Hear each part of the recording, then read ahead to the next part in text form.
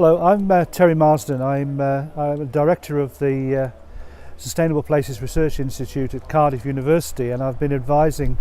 the Assembly Committee on its Sustainable Land Management review, of which this has been the culmination today at the launch here in Snowdonia. The review is a really important document, not only because of its content but also because of its timing, as it hopefully will be influential and help ministers and policymakers to develop the current legislative programmes relating to the Future Generations Bill,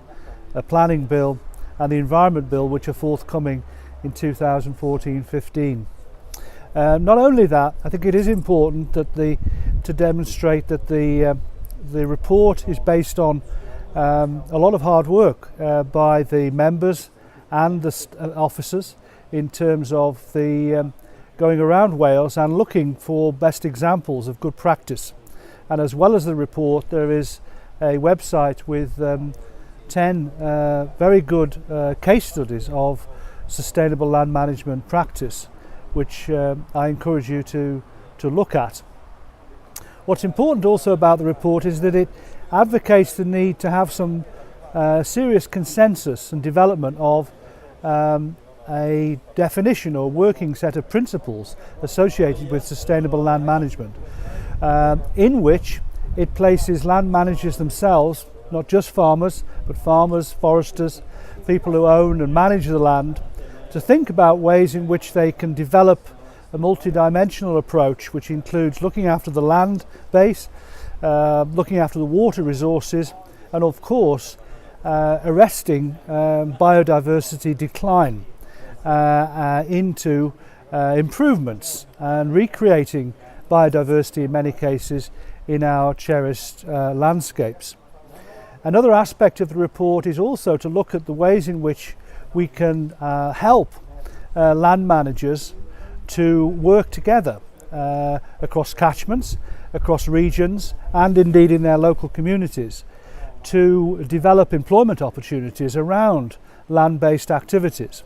The times have gone when rural land-based skills are in decline, and it's now a time when hopefully we can encourage a new skill base and a new research and development sector in the land sector for Wales, so as to improve the environmental quality. In that sense, one of the important aspects is to attract extra investment, not only from Brussels and the state, but also from big private players like the water utilities, like the retailers, the food processors, and other people and other interests who are in fact very dependent on quality Welsh landscapes for the quality of their products and services. And that's why we give emphasis to what's called ecosystem services, such that the Welsh land base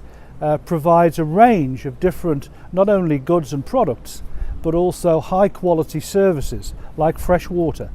like timber, which are very relevant for the consumer, the urban consumer, as well as rural residents. So I hope the report is going to stimulate a lot of discussion and much more concerted action and collaboration across the different interests around the Welsh land sector.